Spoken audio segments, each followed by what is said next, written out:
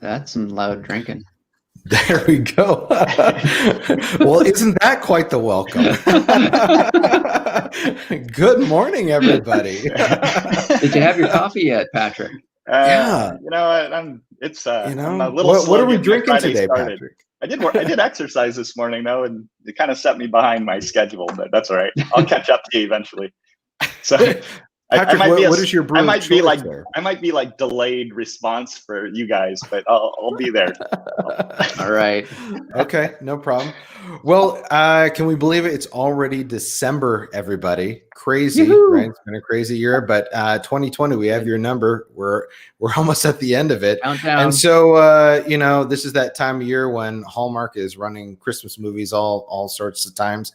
I just want to know from you guys, Die Hard, do you consider it a Christmas movie or not? Patrick, go. Yes, I'll give it that. Okay, Daryl. Man, no. No. I mean, yes, it takes place during Christmas, the season. And there's one or two scenes that are Christmas, but is it a Christmas movie? You can't go there. Well, I feel like I could watch it during Christmas, but I can't watch like The Grinch during May. I can't watch Home Alone during May, but Die Hard I could watch any time of the year. No, I can watch Home Alone during May. It's just wacky. I mean, that's true. That's silly. I did watch Rudolph the Red-Nosed Reindeer, at least for the first beginning part of it the other night when it was on. So, Nice. The claymation version, 60s, right? Yeah. Okay. Or whatever those are. No, it was the original. It was the original. Yeah, whatever. It's whatever those things are. Yeah. Claymation sort of thing. So, good question, guys. Good icebreaker. Well, speaking of holidays, just a quick reminder of the holiday promos. They'll be ending very soon, right? Because we're nearing that time. Don't forget, we've got 2 holiday promos going on right now. The first one is a 15% referral fee for any homes that are going to be closing before December 31st. And then the other one is on the Trio Ready homes. You probably got an email on Wednesday as well as Thursday on those Trio Ready homes. You can earn up to a $2,000 finder fee to get somebody into those properties. So, and hey, we just cut a $2,000 check this week for one of those. So that's fantastic. Yeah. That's fantastic. Oh, we have Jan here. Hey, Jan, good to see you. Saying yes, he believes Die Hard is a Christmas movie. So, Jan. Jeez. That's Jan awesome. is a new member of the team Trio, by the way. So yesterday was Jan's first day. So look at that, stepping up and making a comment. Exactly. Really agrees with Patrick and Aaron and doesn't with me. I don't know. All right, let's move on to news. Some big news yesterday. Patrick, I'm going to throw it on over to you. So we've been monitoring this closely and expecting this to come out. But the FHA loan limits, the FHA and HUD announced the loan limits increase for 2021, and so they're moving the floor up from 2020 level of 331,760 up to 356,362, and so that's a pretty good $25,000 increase almost. So that's pretty great. And then in terms of Trio's maximum price, we'll go 3% over that. So that means, instead of financing a house in 2020 up to a max of 341,700, we'll now be able to go up to 367,050. So, hey, that helps. That helps a lot, especially in some of these hot and heavy markets where prices have really jumped a lot. So, and the ceiling goes up to what, Patrick? It's like 822. Yeah, it's gone way up. 822, 375 is the ceiling from 765. So, that's a big difference in California, as an example, where you've got the more expensive homes. So that might help. Frankly, a lot of this has just been offset by the big increase in home prices. But look, it opens up, more houses that weren't there before and helps mitigate some of the costs some of our customers might have to come up with. So it's good news. Yeah, that was $57,000 increase on the high end, so to 822. So yeah. And this starts January 1st, right? Correct. Yep. Okay. So what about our current market? Some of our top ones, like Phoenix, places like Phoenix, for example, where there's been a big increase in price valuations down there. We go from 331,760 the minimum up to 368. So that's the biggest increase that we've seen in Maricopa County, Arizona, in a long time in terms of that, because it's always, for whatever reason, they've maintained it at kind of that FHA floor, and for finally they've jumped it. So that went up 37,000 almost, which is great. Tucson, it stays at that floor level at 356, 362. So just to give you, that comparison.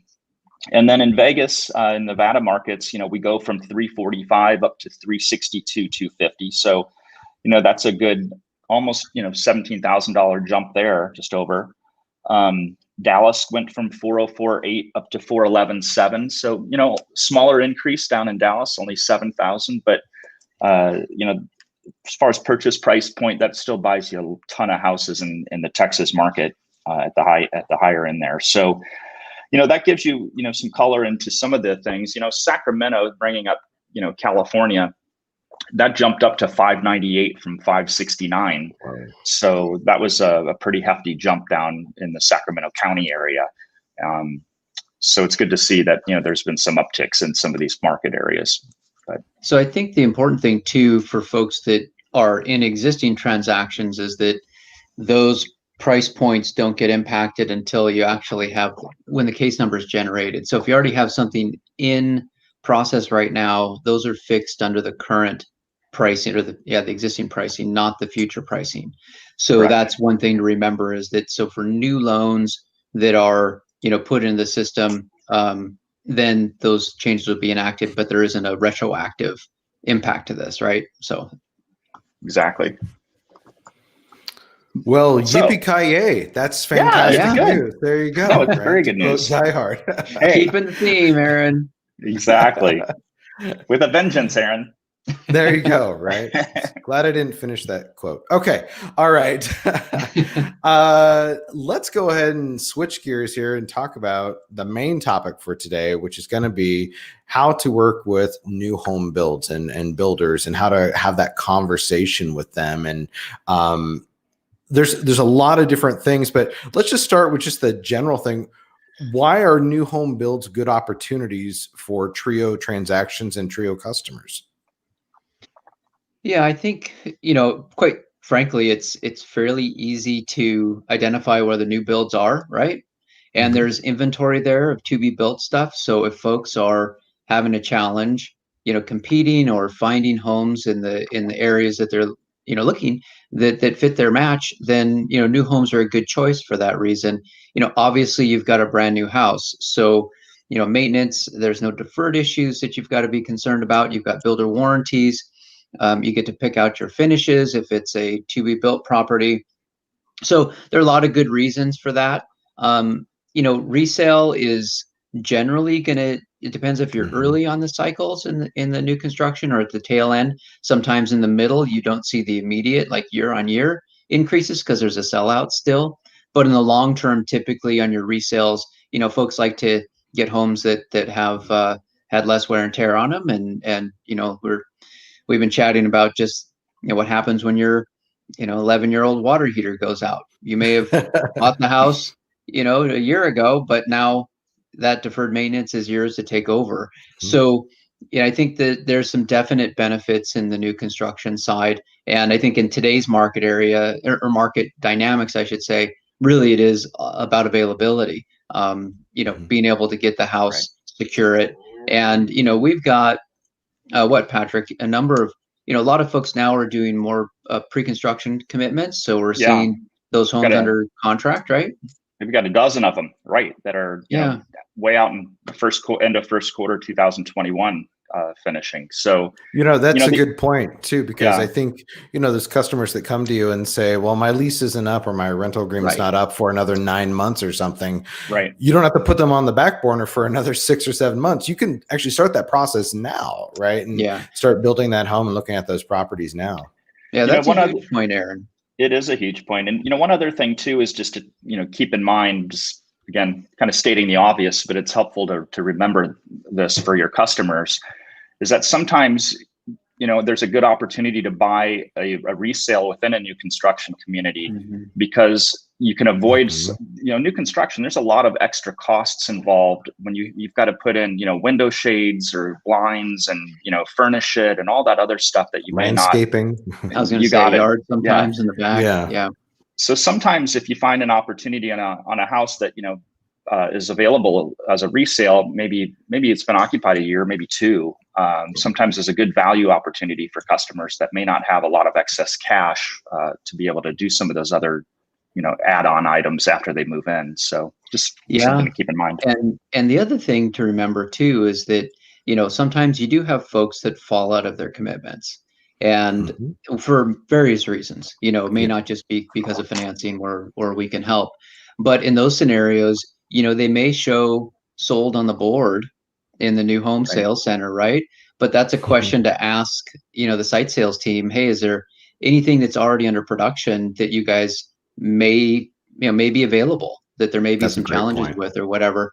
Because those families typically are trying to figure out how do they get out of those deals too. So the builder's going to try and retain those contracts as best they can, but there may be some opportunities if you see a site that has more sales or price points that are above where you really can afford. That may be good to follow up with that question. Yep.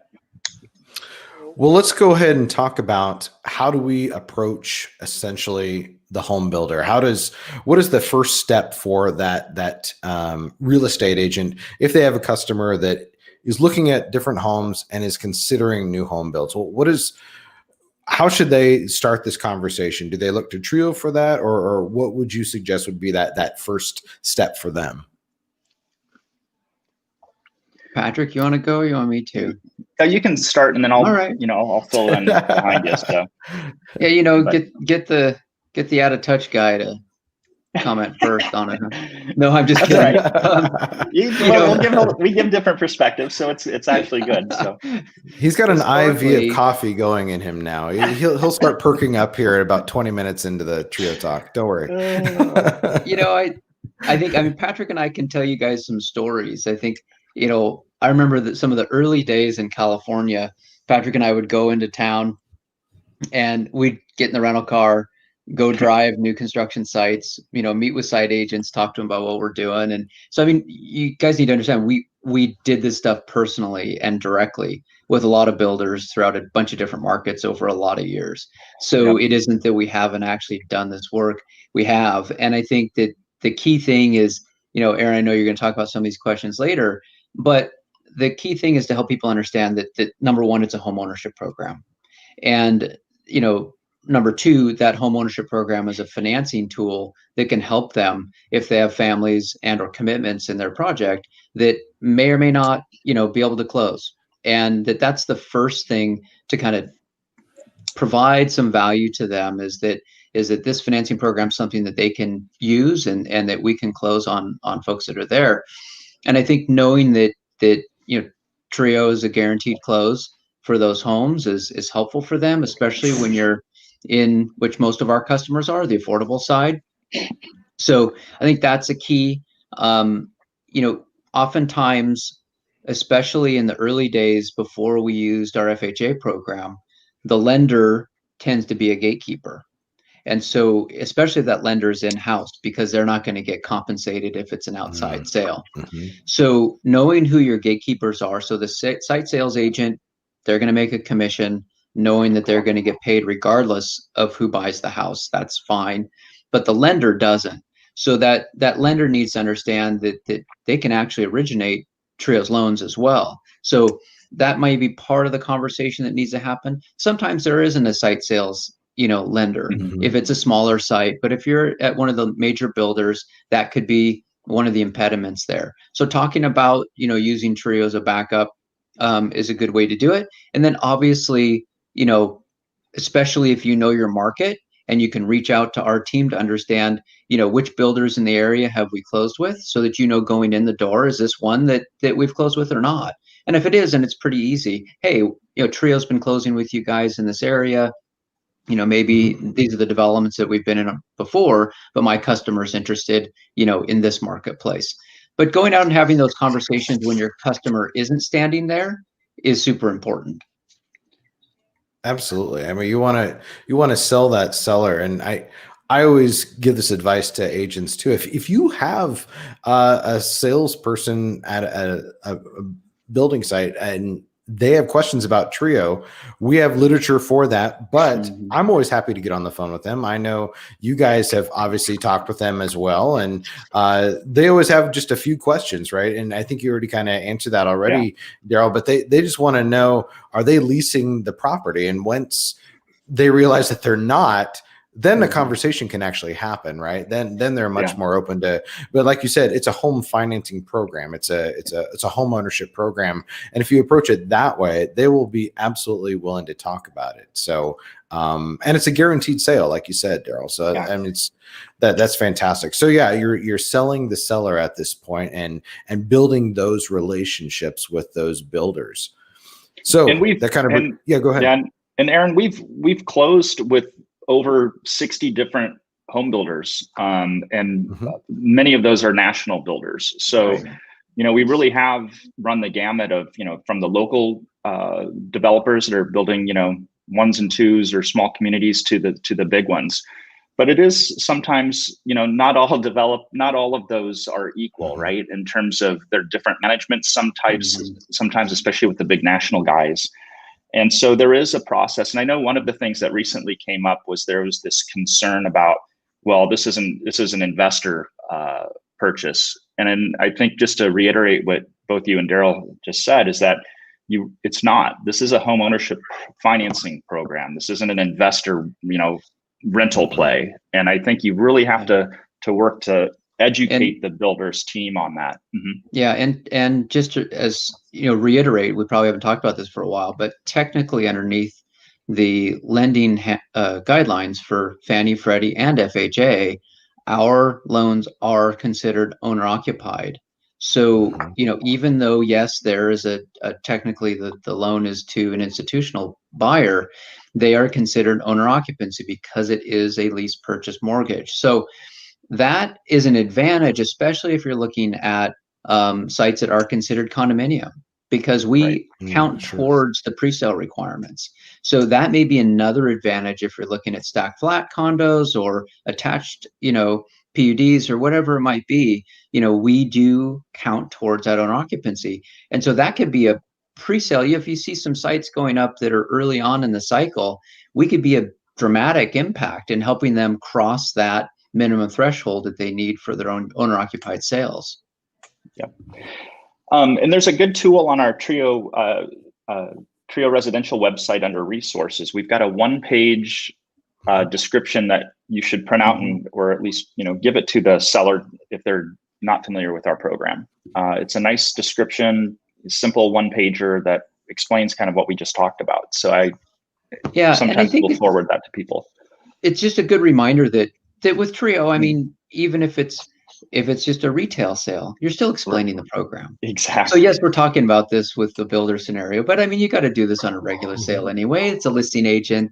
They want to make sure that this is going to be sold and blah, blah, blah. So it's kind of like you're already doing the explanation no matter which. And in, a lot of the markets, we're seeing more and more listing agents that know about the program. So that explanation isn't as detailed, but yeah, with the builder, you're doing that. But think about that as an investment, because that builder is going to sell more homes, and they can look to you as a resource in sourcing customers to help them with inventory, but also for deals that end up, falling apart. And right now with the continued issues we have with employment, I mean, things are going to continue to happen, unfortunately, where families can't get that financing they thought they had, and we can finance that home for them.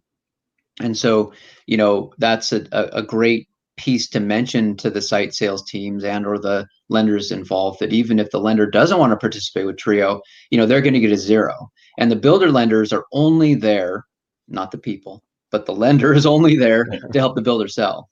Right. The lender still wants to get compensated. We understand that. But frankly, their number one job is to ensure that the builder's homes close and sell.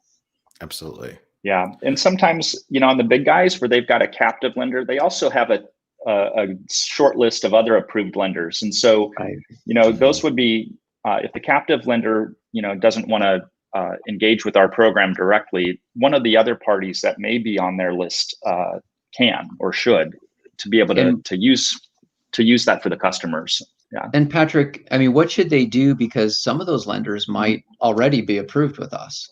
Correct. Yeah, if they're already approved with us, then even better. That's a slam So if they dunk get for a the list, referral they for could them. Yeah. send it over to us and say, hey, let's look at your lenders. We may already have folks that are approved that are on your, kind of backup segment.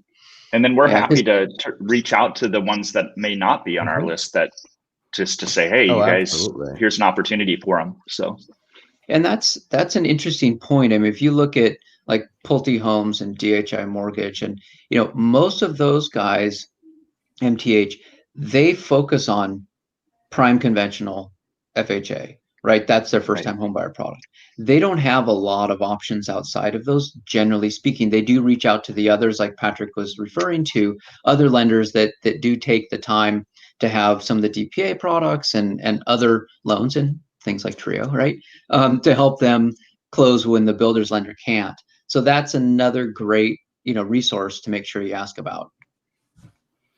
I think people need to think about when you're dealing with this, any sort of builder, don't think of this as just this transaction. Think about this as building a relationship with those builders so that you have a continuous pipeline of opportunity going in with those builders and lenders all the time, right? And that's what during the summit, we interviewed Sonia from Houston, and that's something that she's done now. She realized that this was a fantastic opportunity. She's built those relationships with people, and now they call her when they have a transaction or a denial, right?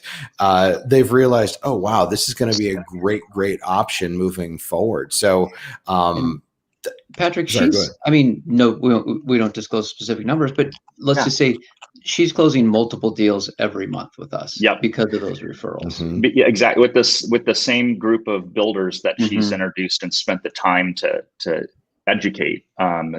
Just as you said, Aaron, we've done now multiple transactions with Sonia with those same builders. Yeah. And from our side of things, just a note, and I know, we've got lots of stuff to talk about here, but just a note on that, when there's a relationship like that, and we understand the collateral, meaning new construction and the builders, we can make a few more, judgments on approving customers. We feel better about, we know the collateral. And when we're looking at a potential borrower and there are any concerns or issues that are there, we will default to the collateral. So my point in that is that if you are working with a customer that is more on the margin for our qualifications, new construction is just safer for you. It's safer for us because we feel more comfortable that if there is a challenge of that, after 18 months and someone, doesn't end up making it, we have more options with that house. So another advantage in new construction is just that if you've got that marginal side, we're more comfortable with the collateral. I want to bring up a point that Sonia mentioned during the summit. She says, she told her builders and the vice presidents and sales managers and everybody, if you have anybody between a 550 and a 640 credit score, give me a call. Right. Yeah. And she told me she created something that she puts in their offices, but she's taken the time to go ahead and build that relationship, do that legwork. But now obviously you can tell it's really paying off, right? And she said it took a few months to kind of build that and go around and introduce herself and introduce the program. But now she's being called into sales meetings to go ahead and share this sort of opportunity. So it's fantastic news right there. And we have other agents in other markets doing that same exact thing. I'm just singling Sonia out because she was in the summit and she does a lot of volume in that. So so really fantastic. Yeah, and it's one of those things that Aaron, I think, just to reemphasize that the key there is just understanding the long-term relationship and understand that, look, you're going to need to probably take some cuts on your commission in the beginning with those builders because they're giving you customers that already were in their system. So you don't know, but just be open to that and understand that that's going to be part of your commitment to show that you're willing to go the extra step with them. So anyway. But you might get 5 or 6 extra sales that year, right? You got it. So it's worth it, right? So hey, one of the things I wanted to add about her is what excited me about her and her working with our program is that she's one of the top producing agents in the whole Houston metro area. And yet without Trio. Without Trio. And yet she realized the opportunity with Trio when she's already, basically had capacity with her other business, but she's built a team to be able to introduce Trio and supplement her customer base and her relationships with her builders with another tool. And I think that that's a great message for some of the, top agents out there that feel like, oh, we don't have time for this. They're sadly mistaken in my view, in terms of not building out their team with another product. Yeah, it's all about problem solving, isn't it? Yeah. Because if you're going to get a referral, the folks sending you that referral want to know you can take care of that referral. So if you're saying no to the ones that are more challenging and only yes to the ones that are slam dunks, then you're not solving the breadth. So you're limiting, your referral base. And I think that's, again, super smart, very wise. We have a question here from Lawanda. Where might we find the list of approved lenders? It's not something that we have on our website, but maybe in this new agent lender portal that we're creating, maybe we could have a PDF every month that we could update or something like that. It's something to kind of think about. But for the time being, if you have questions about it, you absolutely give us a call. We'll go ahead and tell you if is this person an approved lender or anything like that. We're happy to go ahead and do that. So good question there and good feedback, really. And hey, Aaron, I would just add to that is my recommendation to Lawanda and others is that if you have relationships with some loan officers out there with firms, you should just notify us of those firms and provide the information to that loan officer, to your friend, about our program. And we can introduce them in terms of getting their firm hooked up with us under a wholesale or correspondent channel for them to be able to work with our program if they're not already. So just to keep that in mind. I want to give a shout out to the Coleman brothers who I've been talking with here in the last couple of weeks. I've gotten 3 calls from their lenders this week saying, tell me about Trio. I want to become, they're encouraging me to go ahead and participate. And so that's exactly what you can absolutely do. We'll be happy to go ahead and onboard them and get them to become a Trio preferred lender. So we've got some questions here, and these are probably the most common questions we get about new home builds. So I just kind of want to go through them one by one here. First question is, what name goes on the contract? Is it Trio? Is it the customer? Well, to start with, it's typically the customer. So you're working with the customer, and just like on any home sale with Trio financing, you're putting the contract, getting under contract in their name with the assignment provision for our entity, for Trio. Now, in some cases, that may not work, where the builder's like, we don't do assignments. And so in those cases, what we've done is we've done a substitution of the contract at the time we are ready to have the customer sign the lease in the process. So that's worked for some of the bigger builders that have that requirement where they won't accept the assignment, but they've worked with us to do a replacement of the contract at that time. Now, we've recently had some others that have said, we don't even want to do that. We just want to enter into the contract with Trio from day one. And so in those cases, we're willing to do that as well. And I think the message here is that we've got some flexibility on our end to be able to accommodate the requirements or the needs of, the builder to help for the transaction for the customer. But in those cases, what we may need is the customer to have negotiated that contract with the builder, so everything's ready to go. And then we're going to be able to move forward with the customer to have their lease signed at an earlier stage where we can then enter into the contract directly at the beginning. So, there's some adjustments of things that we need to do on our end to accommodate that with the customer and for the builder as the seller. But the message here, Aaron, is that we can if it's necessary. So, yeah. Good answer. All right. Second question. Can Trio use builders preferred lenders? We've kind of already answered this, but this is one of those questions we do get all the time. The answer is yes. Absolutely. Absolutely. And they can, if they're not signed up, they can. Yep. Absolutely. How do builder incentives work with Trio? Yeah, I mean, it's no different than a seller credit, right? So builder incentives get directly applied to the contract and negotiate into the deal. So, there's shouldn't be any difference there whatsoever for the negotiations and the impacts of those. Cool. Yeah, I think, just to add to that, because one of the things that is kind of a bummer for the customer, to be honest with you, is when the builder has in their contract, if you don't work with our preferred lender, you don't get a concession or a credit. And so some of our agents have been super successful in working around that with the builder and the builder's escrow team and marketing team, of kind of redirecting some of those incentive credits and being able to pass those through towards closing, offsetting some closing costs or seller concession, if you will. So it's just a matter of retitling what those where those incentives are being directed, if you will. If that makes sense? Yeah. And I think that goes back to Aaron, your comment about 640, whatever it was, 550 to 640 credit score. Yeah. Customers have had to do this in the past where they've had to make an application with the builder's lender just to unfortunately be denied to get the incentives. But I think, we should be able to be past that with most of these builders. I think the term I would use is it's a ridiculous argument, right? So if they've got incentives, we can work with them because they can sign up to do the origination with us.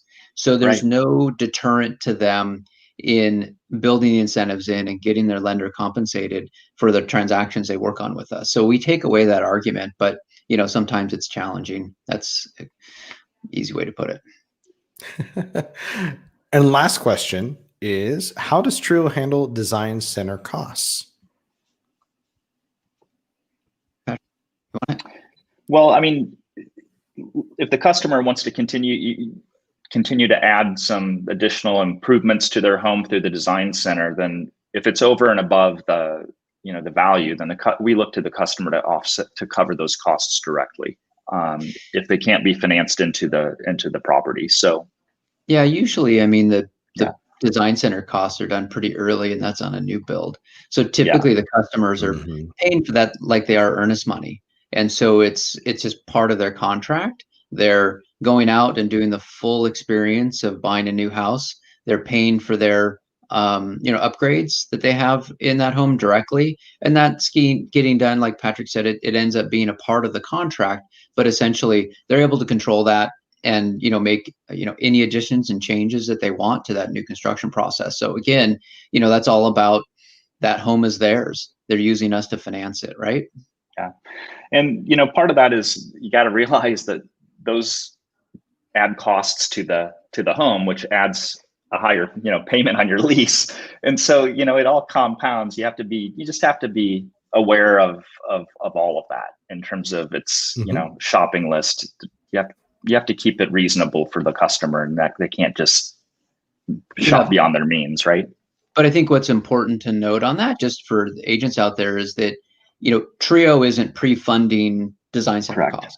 Okay, so they can pick out whatever they want, just like they would in a normal scenario. They're going to be paying for those upgrades, and typically the builder is requiring that payment prior to the homes being put under production. That's part of the deal, at least a significant deposit. So we'll finance whatever is in the agreement, and that's how it goes. But like Patrick said, you got to look at your budget and make sure that monthly payment's going to be affordable for you so that we can close on that deal. Do those white shaker cabinets, is that a deal breaker for you, right? So I have from Littell here. Thanks, Aaron. Hey, no problem. I didn't even know you were on, buddy. Guys, you're going to hear Littell Coleman's name quite a bit. I think he's going to be very large for us in the Colorado market. So awesome. Really, he and his brother are doing great work and asking really smart questions and getting their customers really prepared for Trio. So love to see that. So that's great. Well, that's all we have for today. I just want to leave you with one final thought, and that's to challenge yourself to reach out to 3 builders next week, right? Reach out to 3 that you feel would be in a good price point. You obviously, start doing your research now for 2021. The new FHA loan limits have come out. So now you can start looking at what those new home builds would be in terms of, and comparing that with the FHA loan limits, and reach out to 3 builders, right? You may not be able to get them on the first call or the first visit to the site. But that's how it starts, right? That's how you start building that relationship and start to cultivating that pipeline of opportunities going forward for you and for the Trio customers. So really, really exciting right there. I've got to say one more thing, and then I'll sign off. But I was just thinking when you're saying that, and I was reflecting back to my comment about Patrick and I driving through, new build sites. And one thing we always did is we brought a stack of postcards with us, Trio postcards, and leave behind so that there was something the site agent had if they ran across that customer walking onto the site that didn't have, eligible financing, or when they screened them, they weren't there. So we lost Patrick. I think he's grabbing a postcard. Right. See, there he is. Oh, there it is. Yeah. So those are available. And Aaron, I know you can tell folks how to get those. So I think, and you can customize some of that stuff if I recall. So let's absolutely. And that's actually a customized one, right? It was. So, yep. So yeah. And they're on our website, Trio Residential, underneath all the marketing resources. Yeah. And they are customizable. You can put your information on there and your pretty picture, and that way the customer can connect you obviously to the things, but it obviously explains Trio very simply. And those it's are just a good leave available. behind. Yeah. Cause I know that is what happened on some of these sites is they put them in the drawer, but then it was like, oh, wait a minute. And they thought about it and pulled the flyer out of the drawer and talked to the customer about it, or talked to the builder on a deal that was going down. So anyway, just wanted to make sure we put that out there. And as we all know in sales, right, it's not going to be just that first time talking with someone that you're probably going to get that sale, right? It takes 6 or 7 times. That's what the science says, until they see it. But if they keep seeing that postcard on their desk or in their drawer, they're going to, respond to it. And so it's obviously worked out in the past for a lot of folks. So have some of those available, and they're just good anyway for you. You don't have to just use them for builders, right? You can use them for any of your customers in any of the homes that you're listing or anything like that. So take a look at those. They are free for you to use. They're all templates again on the website. So great point, Daryl. All right, guys. Yeah, cool. This was a good one. Really good. Finally, right? So, all right. Well, happy December. Yeah, exactly. Happy December, everybody. Happy Thank you so much for joining us. We'll see you again next week. Bye, guys. All right, Have a good one. Bye. Thanks.